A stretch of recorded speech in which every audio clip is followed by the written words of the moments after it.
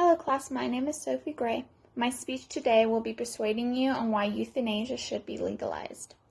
The subject is personal to me as my grandmother was suffering with MS. This disease is painful and terminal. My grandmother wanted my mother to take her to Switzerland so she could be euthanized. If my mother did this, she would be in jail for 14 years, so my mother had to refuse.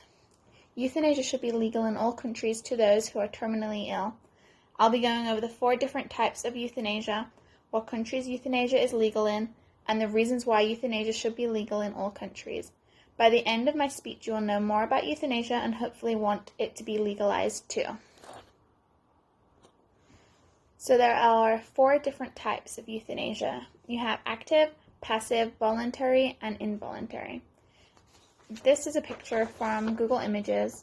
This is active euthanasia, which is a deadly infusion, just like an anti-respiratory drug. You have passive euthanasia, which is when something significant is taken away, like if you're on life support, that would be taken away. Voluntary euthanasia is at the request of the person dying, and involuntary euthanasia is when the person is unconscious and that decision is made for you.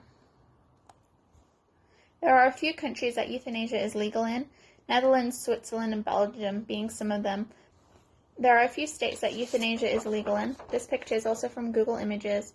So the darker color is the states that euthanasia is legal in, which would be California, Oregon, and Washington. And then over here you have Vermont. Euthanasia should be legal in all countries and all states because I feel like patients should have a choice. If they are terminal, they should have a choice. This is a picture of my grandmother who had MS. And I feel like she should have had a choice to die or not to die because she was just in pain. Terminally ill patients, those that know that they are not going to get better, should have the choice if they want to die or not.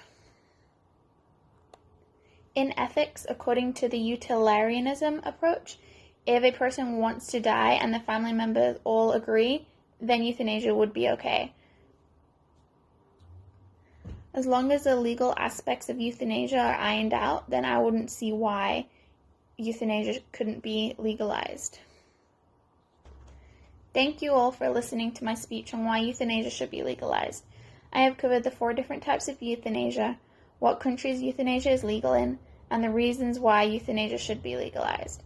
I hope you all learned a little bit more about euthanasia and you all share the same beliefs that I do. Have a great rest of the day.